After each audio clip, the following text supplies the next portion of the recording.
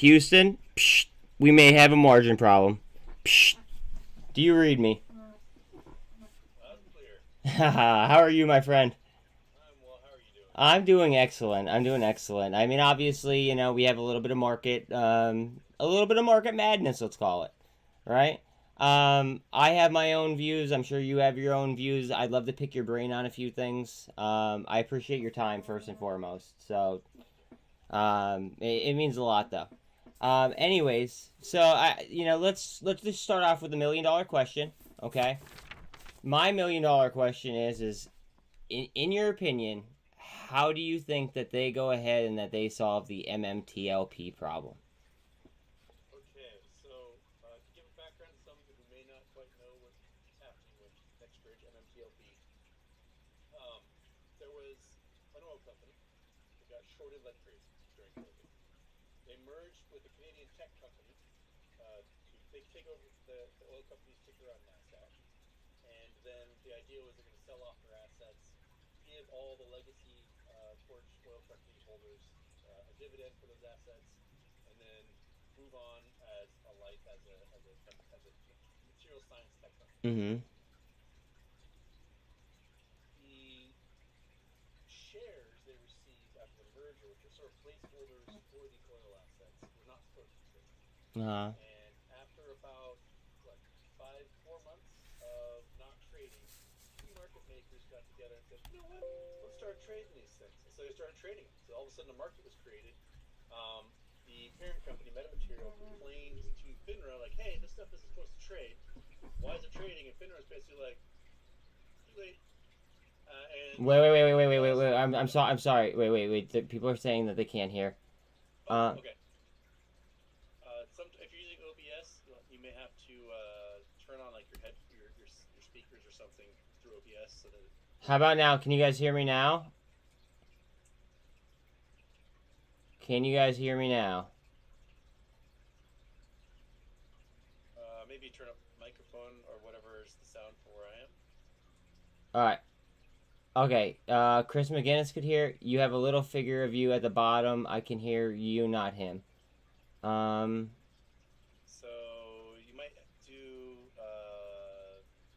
There might be a sound for like speakers. All right. Someone says. Wait. Someone says that they can hear me fine. It's your mic that they can't hear. So I gotta. So, yeah, it's my speakers. You get speakers on an OBS, and then that should do it. And on my side, it oftentimes just reassigns. I'm just afraid of echoing. I'm afraid of echoing now. How about now, guys? Can we hear now? Can you hear me? Can Yeah. you hear me, folks? That's better. Am I echoing though? Echo. Okay. All right. No echo. No echo, and they can hear me. Apparently. Okay. All right. Sorry. Okay. Sorry about that. Let's go ahead and let's start over. Well, wait. Now someone says we can't hear the other guy. Oh, barely. And you might have to turn whatever sound is. NP. Can you try to turn your sound up? Houston is still low, says somebody else. 1 second. I don't want to turn this up too high to the point where. Well, it'll just turn me up and it won't turn you up. Oh, okay. All right. Well, yeah. How about now, guys? We good? Okay. You can hear me now? Is it working better now? Yeah, Houston low. Apparently, I gotta turn you up again. Let's see. I just don't want to go too high. Yeah, better. Wait. Yeah, better. All good? More. Okay, someone else says more. More power. Alright, how are we now, guys? Okay. Does good? It sound like we're good level? I mean, to me it sounds good. I just don't want to be too loud. Are we good, guys? One more person, please. Good. Good. All right. Okay. Start over. All right, we're talking about. Let's give a little background yes. as to how metamaterial got to where it is. Yeah. So I'll just start over. So there was an oil company called Torchlight getting shorted to bits during COVID because oil prices went negative. And they're about to be delisted from the NASDAQ, so they merged with a Canadian material sciences company called Metamaterial. So Metamaterial could take their NASDAQ ticker and be traded in U.S. markets. And then the idea was everyone who was a legacy holder of Torchlight shares would get these new shares or placeholders for the assets. And then they would sell off the assets, give everyone a dividend, and then no more oil company. Everyone just has metamaterial plus whatever cash dividend they got for the oil fields. These placeholders were not supposed to trade. In the filing, these things are not tradable, blah, blah, blah. That's what it says. It just sits in your account. It's there forever until you do something with them. Mm. October of last year, two market makers got together and said, you know what? Let's create a market of these things and start trading them. And they did. You won't put the mic near my face. I see that. I was actually just about to tell you that. And Metamaterial, the parent company, contacted FINRA and was like, hey, this stuff isn't supposed to trade. What's going on? And FINRA was basically like, too late. It's trading. Yep. And so for the last year and change, this stock, which isn't supposed to trade, has been trading and trading and trading and trading. Yeah. Well, last summer, Metamaterial filed an S1 with the SEC to turn these placeholders, which ended up being called MMTLP, private. Mm-hmm. Basically removing it from the market, giving everyone paper shares, and then they would do whatever it is they do with the stock after that. Mm-hmm. When a company goes private, you cannot have short positions on that stock. Absolutely. You have to close your positions. So they've had notice since July that they're going to have to close. Yes. And when they filed their S1, SEC said, okay, it's pretty good. Change a couple of things, file an amended one, and look at approving it. It took 4 iterations for them to file before it finally got approved back in November. And when it finally got approved, Metamaterial said, okay, we're going to turn this thing private on December 12th. Trading will stop. On the 14th, we will issue the replacement shares for everyone, and it'll be removed from all of the markets. Okay. When that happened, they asked FINRA, the regulatory body, to issue what's called a corporate action, basically an announcement to all the brokerages like, hey, this is happening. You have to close these short positions, and so we can be done. Yeah. And FINRA pussyfooted around and didn't do it and didn't do it and didn't do it and didn't do it. Remember, this thing has to close on the 12th, right? They've got to close all short positions by the 12th. Ooh, yeah. On the 7th, FINRA finally issued a corporate action saying, all right, guys, this ticker is going to be removed. You got to close by Monday. We're going to make it so that on Thursday the 8th, that'll be the last day you can buy shares and receive the new shares, the dividend. Now, can I ask you something? Can I ask you something about that, Houston? Yeah. Okay, so a lot of people have a problem with the U3, right? And understandably so, right? Yep. Absolutely understandably so, because I mean, a lot of people got into the trade as, for an extraordinary event, right? Yeah. But my argument is that the original fraud that you were talking about allowing them to trade, yes, I think that was the key point that shouldn't have happened, that unloaded all of this, and then the U3, even though it was wrong of them to stop the trading, I believe because they because they went ahead and because they weren't going to settle in time, right? Yep. They they would essentially be worthless. So FINRA, being the crooks that they are, I think that there's so many conflicts of interest there. It's ridiculous. But anyways, I think that they're going to go ahead and try to stand on the fact of trying to save retail and protect retail, but because if they bought them at that point in time, they would be worthless. If that makes sense. So that's why in the corporate action said you had to buy by close on the 8th. Yep. Because there's 2-day settlements, so it'd be Friday the 9th and then Monday the 12th. They would settle that, done, close the trading on the 12th. That would be the data record for everyone to get these new NextBridge shares, which are the dividend shares. And then the 8th happened, and the stock price got shorted from $9 down to $2.89. I was watching the block trades. It was rough. Yeah, so they're actively shorting the day that should be the last day of accumulating shares for this data record that's coming up. And that night, 1:30 in the morning on Friday the 9th, the night after that trading where they shorted the price down, I believe FINRA looked at the books, realized how many short shares there are, and panicked when they realized that they looked at the level twos, all the limit orders, and the asks were all in the thousands. And so if you've got 200 plus million short shares that need to close in 2 days, and all the asks are starting at $1,000 a share on up, then you're looking at hundreds of billions, if not trillions of dollars in liability suddenly that's going to flash crash the entire market. Oh, I thought it was gonna be terrible. I agree with you. So they issued this U3 order, citing an extraordinary event, and they wanted to protect investors. Well, I don't feel protected. I don't feel protected at all. I was fully expecting to retire from this because I knew it was coming years in advance, right? Like, I'm like, oh, this thing is going to short squeeze. I'm going to make a fortune off of it. The shorts are screwed. Yeah. That is the entire reason I was looking forward to these last 2 days. I was like, oh, I'm going to eat. It's going to be delicious. I know. Right? I know. So the problem is that there's two factions inside of FINRA. One faction said, we got to close everything because that's the law. And the other side said, oh, shit, we can't close this because it's going to drain all the cash available out of every bank in America. And, that's their problem. They allowed this thing to trade, and then they had almost 6 months to start telling everyone, like, all right, maybe it's time to start closing these positions. They could have done it slowly over 6 months. And right? instead they waited, and then it just became, like a push, and then and then they shorted it, obviously by doing the U3, and it made it even worse in my opinion. It's still getting shorted even though it's not trading right now because people are discovering in the brokerages the shares are being lent out. I saw that, and I saw it was like trading over the weekend or something. Yeah. That's a space call. Turned. You have the option to select like don't lend my shares out in webull, right? On the 14th, webull turned everyone's accounts back on to lending without their permission, and has been lending out all of their NextBridge shares. Well, that kind of sounds a little bit illegal. I don't know exactly. Yeah, and so there's a transfer agent, AST, who's the transfer agent for these NextBridge shares.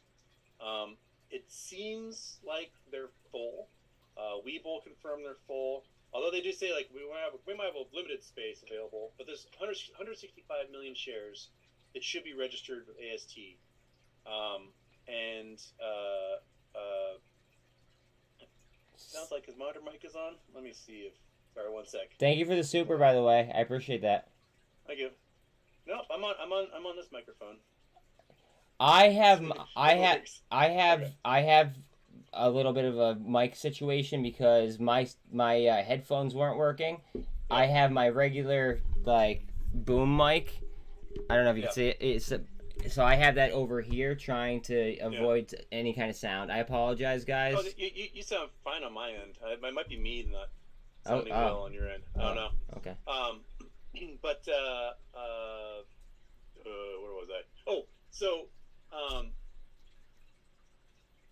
everyone's not getting these real shares in their brokerage accounts, and the brokers are not transferring over to AST. And so for the last 2 weeks, it's been this like runaround cycle where you call the broker tells you to call AST. AST says, hey, we distributed them to the DTC. Call them, call the DTC. DTC says the broker has not asked for them yet, and call your broker. So everyone's been kind of doing this cycle. Did you talk to Alan about what he's got going on? Last week, briefly, when he filed. He has that like a 33-page filing, and then he has another big filing, and he's got like videos of phone calls that I've listened to, and I mean it's basically the brokerage like admitting that they're breaking the law. I mean it's damning. And then I did an interview with him yesterday, which I recommend everybody listens to that to that interview, and on that one, I mean, he kind of just covered the entire basis of it. It's just it's a shit show all the way around. Yeah. So you're asking me what the best way out of it is, I guess. Yeah. How it's gonna end. So we've got a few things going on. We have what the brokers are hoping, which is they can just shove this stuff to the obligations warehouse, where it just let it just wither and die. They want us to forget about everything. Right under the rug. Yeah. There's also a chance that it goes to what's called the gray market, which is this sort of shady, not quite on the up and up way of selling these shares. Basically, they come to you and say, "Hey, sell these shares to me," and you can name your price, and they go, "Okay," and then never actually follow through in the future. They can just cancel it anytime they want. It's honestly scares me that so many people want the gray market. I understand why they might want it, but the fact is that they, like, these institutions have so much experience with the gray market when statistically, because I make all my trades based off statistics. Statistically, retail, like, we don't have nearly as much as experience in the gray market as they do. You know what I mean? We're at a disadvantage there. And then option number 3 is the legal route. And I think Rosa Tawil is doing probably the best job at it so far, where she's looking for an immediate emergency injunction against FINRA and the brokers. Basically, give us our 2 days of trading back because that's what the law said. Close these short positions out because they have to be closed. And the judge is... It seems like he's doing his due diligence. And he doesn't want to, jump the gun and make an order that is premature without her having all of her paperwork filed. That then FINRA and the others can take to a higher court and get thrown out because procedure wasn't followed all the way. Now, I actually have something from Alan. If you'll let me read it, I think it's very, very important. So he has.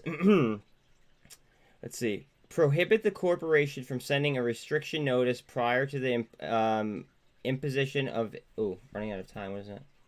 Oh, because you're like me. You don't have the professional version, so it's going to kick us off in 10 minutes. Okay, all right. We'll be super quick. Okay. So basically, in this form, he basically asked for all the records of MMTLP be turned over to him from the DTC, from the SEC, and all the regulatory bodies.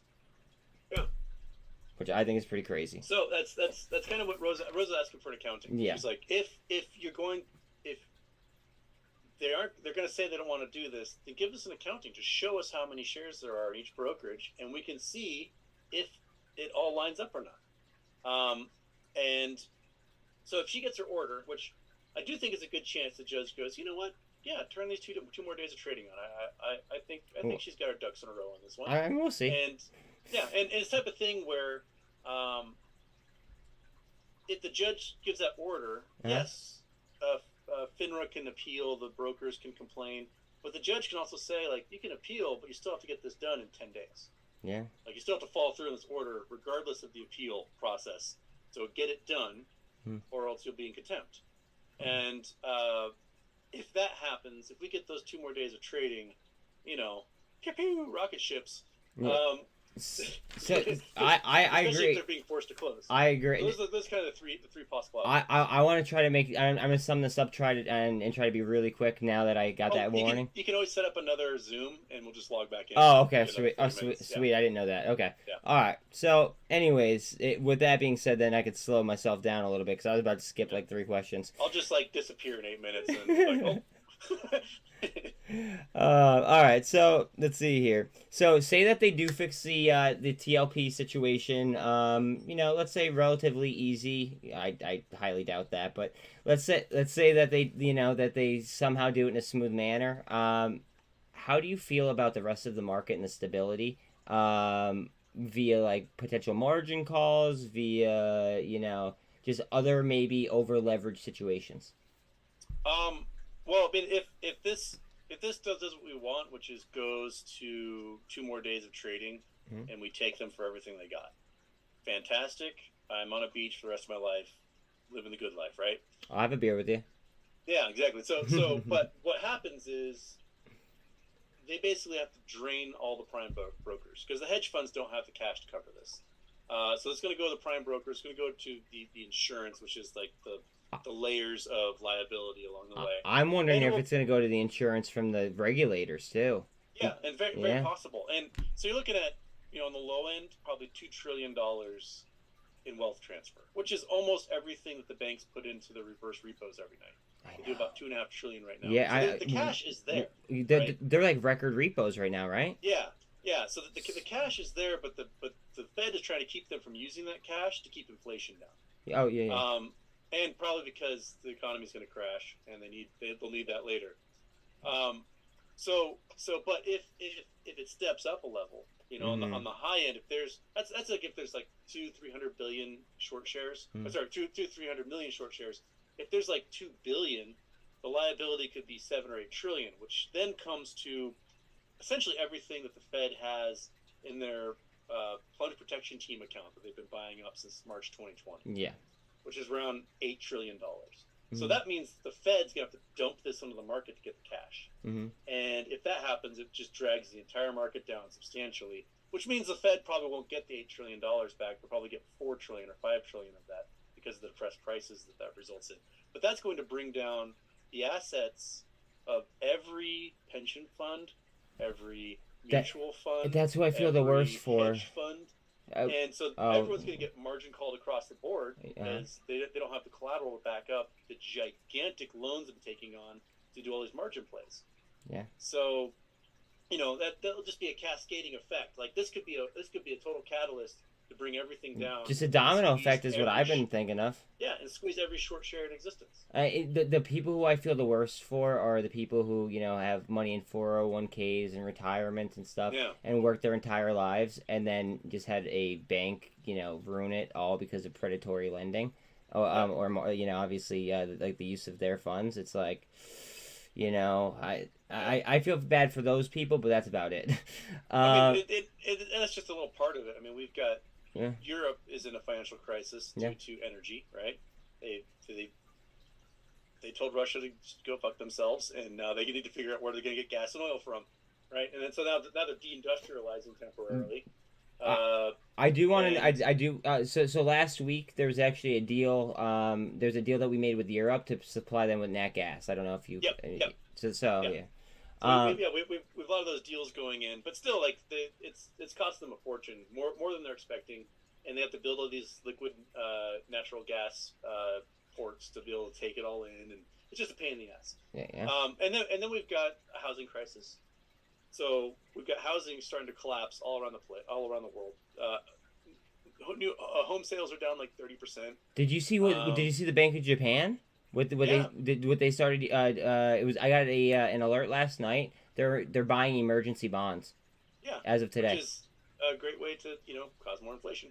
And then you got Chinese bonds. So China has essentially stopped paying their bonds. And they're not even disclosing like any financial information because it's China, for the most part. So they've got 14 trillion or so dollars in bonds that they owe to the rest of the world that they're like, we're not paying it.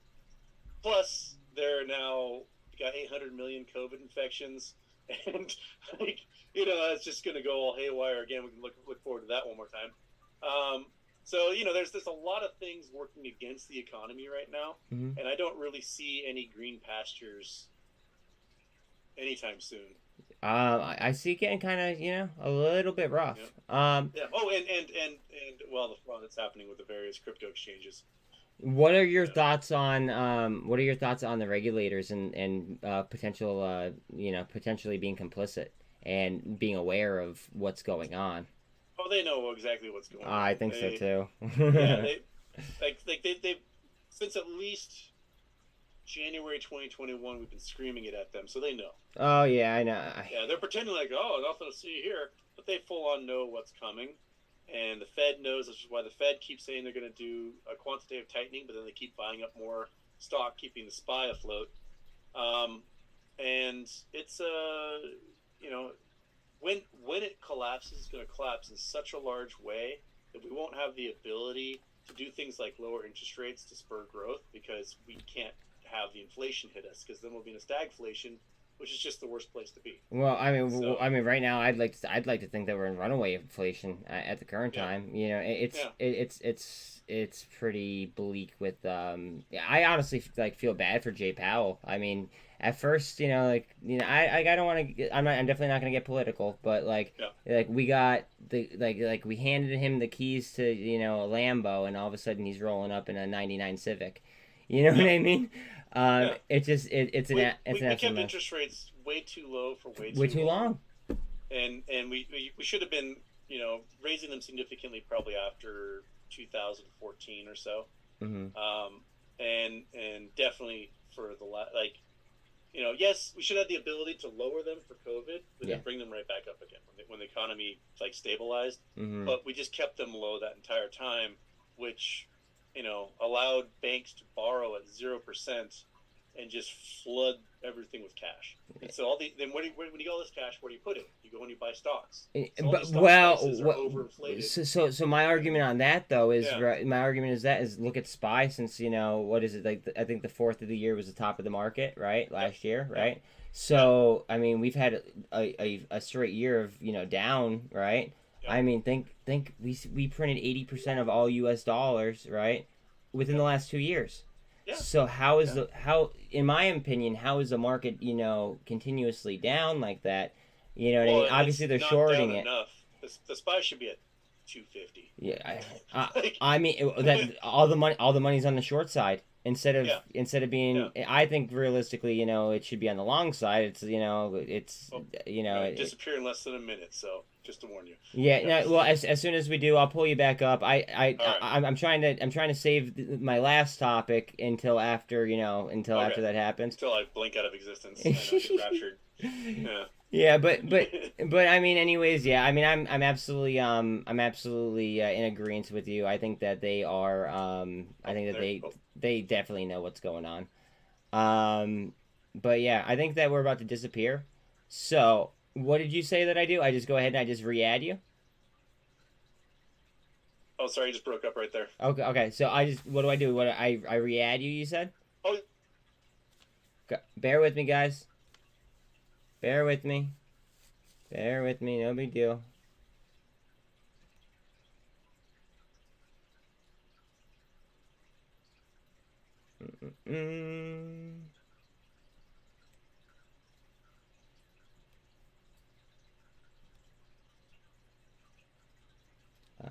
Bang. Bang.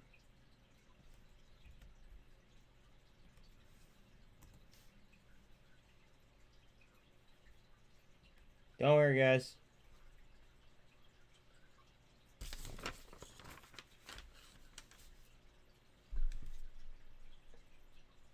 Let's see what we got. Please drop me a like and a sub, please. Every single one counts for the algos, guys. It's free.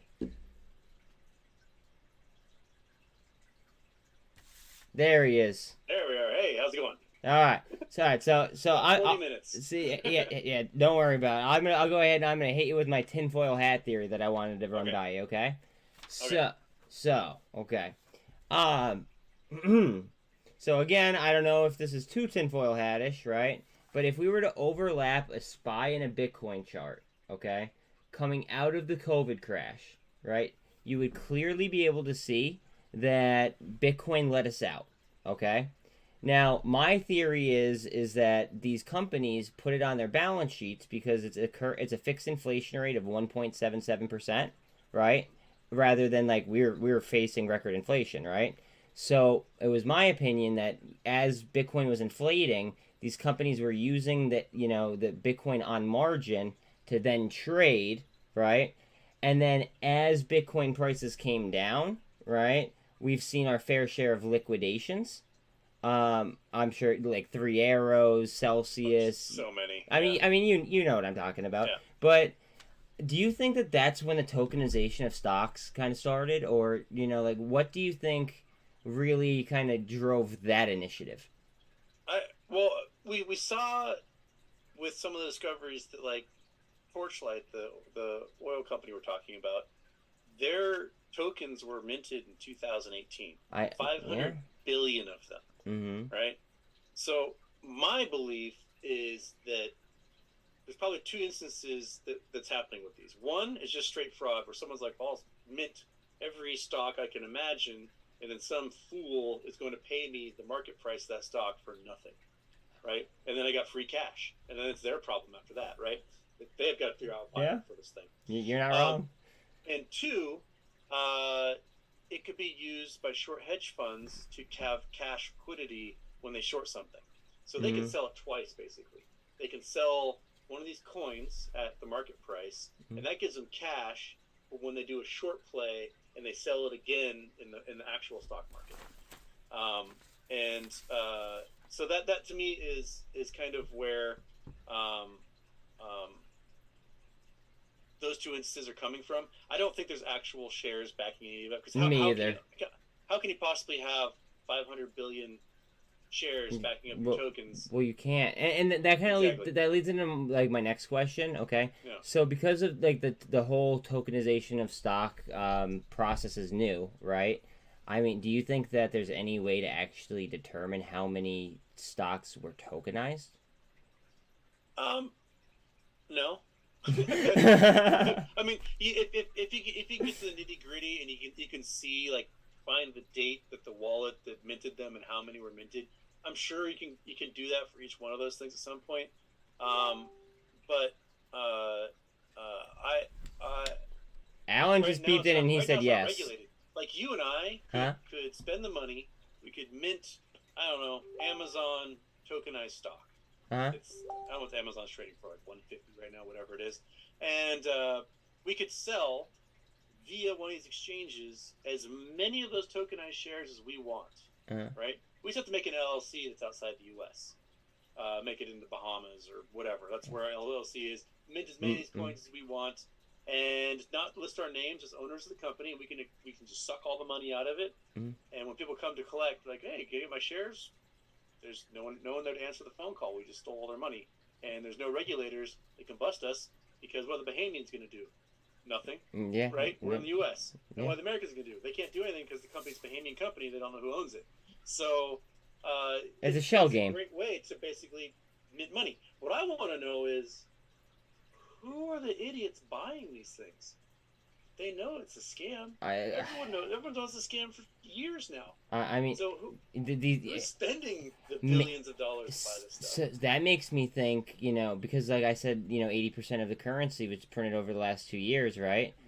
What if they're just going ahead, they're buying them, and then they're using them as the leverage to push the market down? Well, think if you're owning those tokenized stocks, you can't use it as collateral in your brokerage. You can only use the cash as collateral. So, like if they own Bitcoin, the lenders don't let them use the Bitcoin as actual collateral for their regular plays. They have to sell that Bitcoin, turn it to cash, and use it to buy bonds or whatever it is that they'll use. Yeah. So, but they're basically being leveraged twice in a sense, because they've got their brokerage accounts where there are 30-to-1 margins going, and they've got their crypto exchange accounts where they've got up to 100-to-1. And half of them are already Xerox copied, securities too. Exactly. Yeah.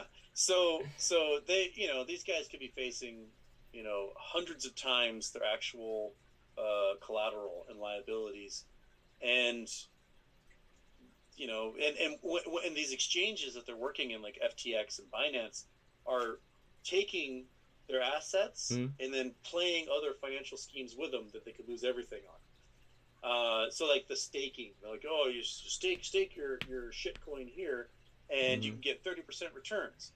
Those are all Ponzi schemes. You're not getting 30% on anything. Well, I mean, like some of the lower ones, I mean, yeah. I could see, but like some that are like, like the yield farming where it's like what you were saying, like 30%, 28%, whatever. Yeah. How the hell is that even possible? Exactly, it's a Ponzi scheme. There's no other way they can be doing it unless they're just taking fresh investors and then giving you those assets and then looking for more. And then you run out of fools eventually, and the whole thing comes crashing down, a la FTX, a la Luna, a la like A3, all those guys. So I have somebody in chat that says, look at the fractional reserve, same exact thing as crypto.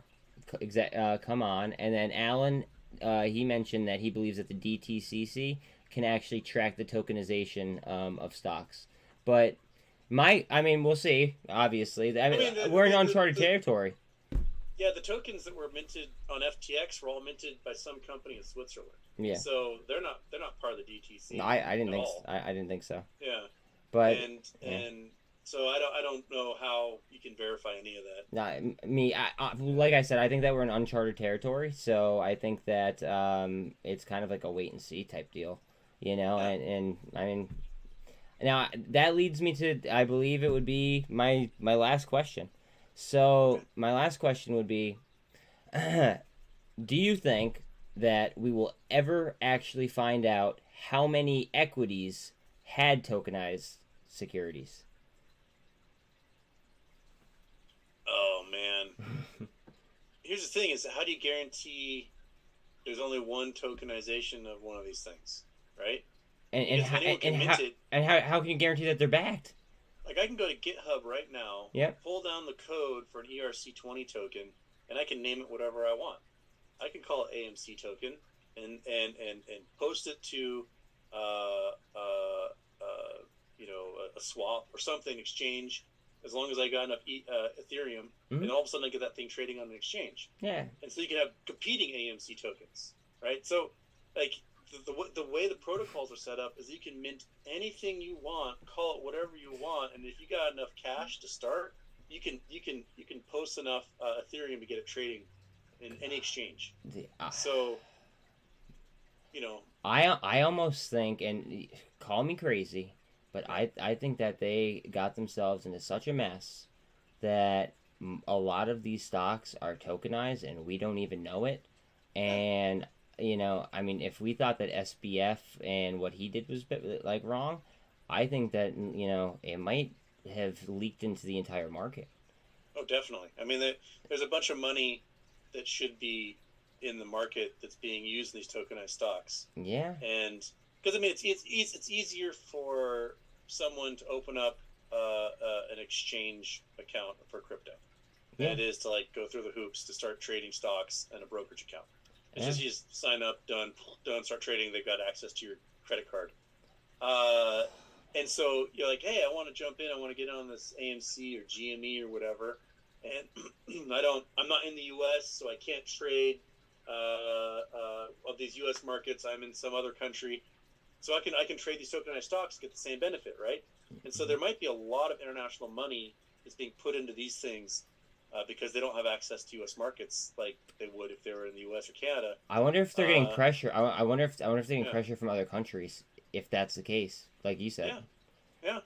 I mean, a lot of these countries, too, might not have regulatory bodies to deal with it. I mean, if you're somebody in, I don't know, Ghana, and you want to be able to have some part in the U.S. markets, Mhm. you have a phone, you got internet, I can sign up for this online crypto exchange right now, rather than having to worry about how to trade stocks out of Ghana. Then, boom, you're in the market. And who in Ghana, if the U.S. doesn't have a system to regulate this, no one in Ghana does. No, Right? yeah, So, I mean, to me, it just how are we gonna find out how many tokenized securities there are? I mean, because there's no way that they're all backed, like you said, yeah. right? And then B, how many equities are like are just beat because they have those tokenized securities and we don't know exactly how many are in the float. You know Yeah. what I mean? Or how many are being counted for, or how many On top of Xerox that, copies there are. you have to think about how people purchase these tokenized securities.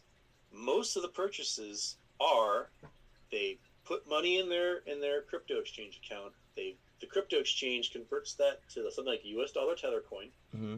and then you use a tether coin to make these purchases. We know from records from the federal government and the investigation of Tether that Tether doesn't have your money. I posted that a So year ago. yeah, I, exactly. I was talking about it in May of last year, yeah. and three cents on the dollar is all Tether has. They've stolen the other $80 billion, and no one knows where it is. So if there's ever a run on Tether, Mm-hmm. there's no way for anyone to get their money out of these exchanges.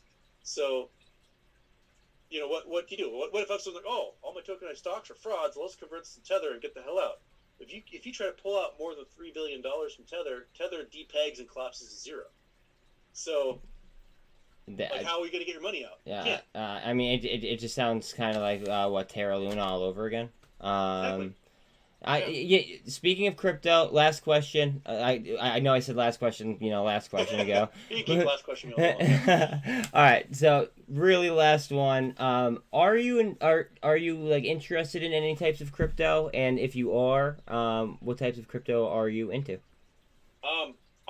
When I read about the investigations into Tether by the feds Mhm. last year, I got out. I basically took some money and I put them into a couple of shit coins just to see, because I was noticing that when hedge funds were in liquidity problems, they would pump some random shit coin and the price would skyrocket and then it would collapse again. So I was like, okay, let's just find a couple of these that have the potential to go up like 15,000%. And I just put them into some of those. A couple of them popped. I did a really lovely vacation to Hawaii. Nice. There you go, dude. And I've not touched crypto since. I was listen. I was at a Rolling Stones concert in Pittsburgh, and I'm standing at the rail because I had pit passes, right?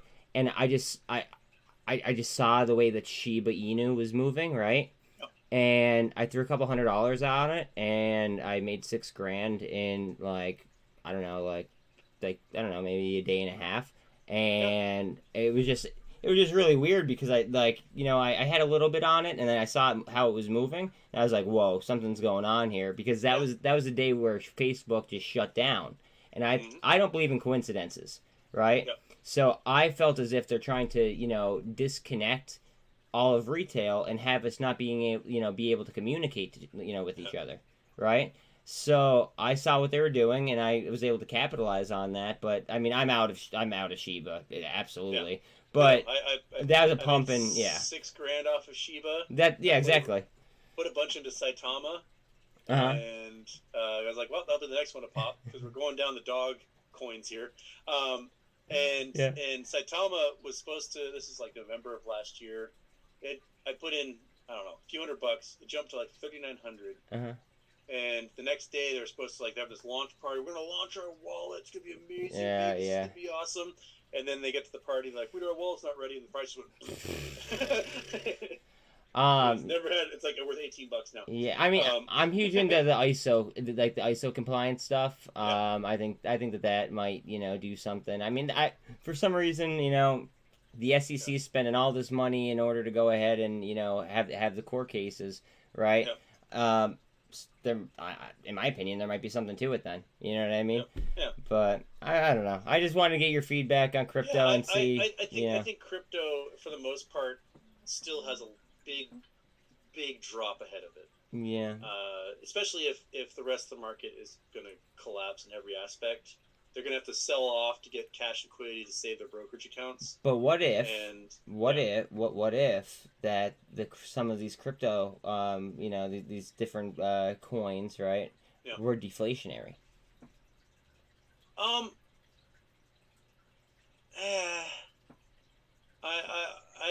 don't know if you can count on that at all. I did research. I did research on XDC, and I'm sorry to cut you off there. I didn't mean to. So I actually did research where I actually linked XDC to the NASDAQ. They have a partnership. Yeah. So I mean, if if XDC, which is ISO compliant, has a partnership with the NASDAQ, I mean that's kind of damning. If the NASDAQ collapses, then so does but XDC is only trading at 2.5 cents. Yeah. So I mean. But I think the big issue is how crypto is used, right? So crypto essentially has three uses. There's paying for crime, there's money laundering, and then there's speculation. Because outside of that, the asset you're holding doesn't generate revenue like a stock does. When I own a share of Microsoft, I have a piece of the company. I have something tangible that accounts for this giant multinational corporation that will send me, money every quarter that they make, right? So if I'm buying a cryptocurrency that doesn't signify ownership in anything except for that cryptocurrency, and it can't actually be used as a currency, I'm not going to go to the grocery store and buy bubble gum with it. Not yet. Right? Not yet, though. But if I want to, if I want to go buy bubble gum with my Ethereum, it's going to cost me $40 for gas fee to do it.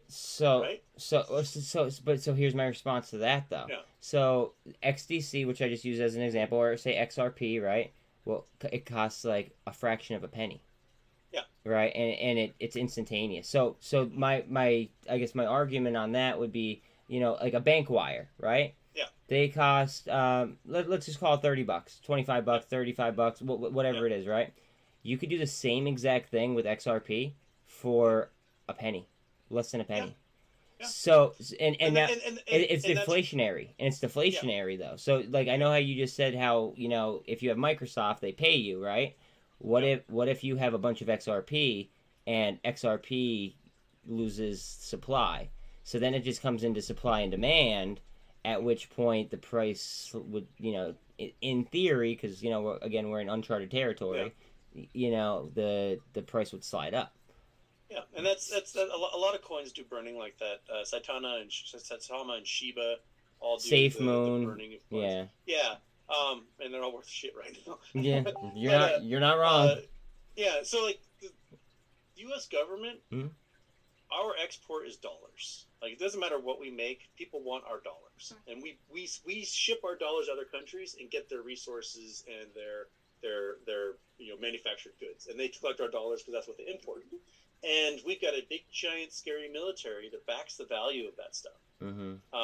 So what is backing the value of all of these cryptocurrencies if right now you can't use it at the grocery store, you can't use it at the gas station, Mm-hmm. you're not going to use it to buy your airline tickets or whatever. What's backing it right now is the money laundering of moving cash between nations via these cryptos and exchanging for U.S. dollars again. I absolutely agree with that. Yeah. My one like the one thing that comes to my mind is I think it was like 2 days ago, Putin said that the world currency or the world currency reserve was going to change, and he didn't Yeah, give any specifics. that's So what he's trying to do with the BRICS, which is an answer to the ISDA, which is the International Banking. yeah, The then problem is that they linked them is that to resources, right? yeah, so it's Russia, China, Iran, No, Saudi India, Arabia, India, Venezuela, India, right? So we've got and South Russia, Africa, in South Africa too.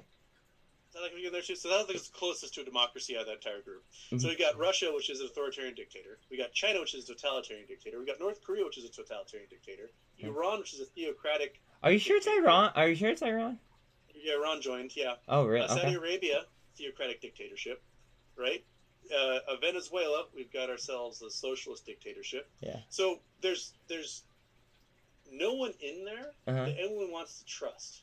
No one in the international world is like, you know what? That's a stand-up guy. I'm going to trust them because they're dictatorships, right? They're just dictatorship after dictatorship after dictatorship backing this thing. So you're not going to get Europe to jump on board. You're not going to get North America to jump on board. You're not going to get Japan to jump on board. Not get Australia. You're not going to get none of these countries that actually have economies that outpace their population are going to join this currency of a bunch of dictators. The only way they can make it a global currency is if they took over the governments of all these other countries. So there's two things that scare me. Okay, Yeah. and then I'll let you kind of pick that apart. The first being that I mean I don't know if I should say this online, but I mean the Rothschilds own how many central banks, right? They own all but I believe like 3, right? So they're kind of the ones that are in charge of the money, right? But at the same, I don't know how accurate that is. Well, Conspiracy. Well, right? if you actually look into it though, it's kind of scary.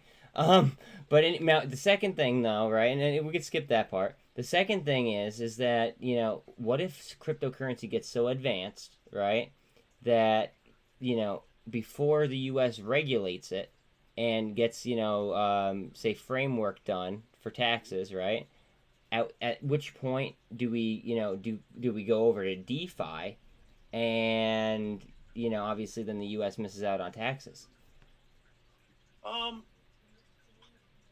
Or do you think we go CBD? Do you think that we go central backed digital currency by then?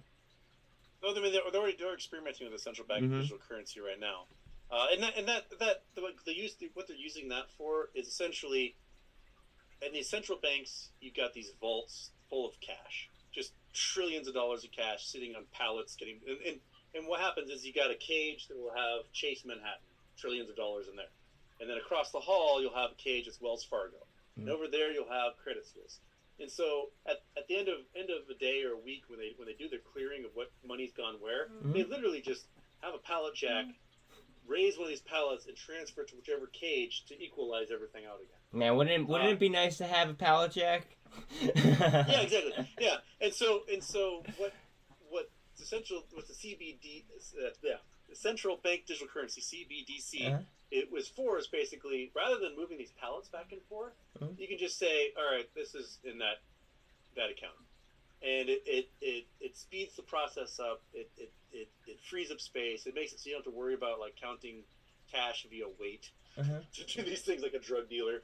And then if needed, if needed, you got like one giant vault full of cash, and someone who's who's attached to the digital currency. Let's say they're Chase. Because Chase says, "Oh, you know what?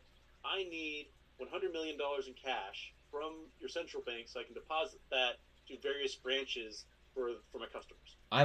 I'm almost worried though if so at one point we were on the gold standard. And then we broke off, and then I believe it was the oil standard or something like that, right? Well, it's petrodollar, it's US dollar, and that kind of keeps stabilized US dollar. So now I think that we've reached a timeline because there's like a typical timeline at like which like this stuff happens. I think we're in that timeline where it no longer is like as relevant as it was, right? Yeah. I'm almost wondering if they're gonna go ahead and they're gonna make a CBDC based off the dollar, right? But then the dollar is supposed to be backed by the petrodollar that's supposed to that was supposed to be gold. You know what I mean? And it just we're going ahead and we're inflating that way when we should be moving the opposite way. You know what I mean? And that's something that kind of concerns me with the financial system.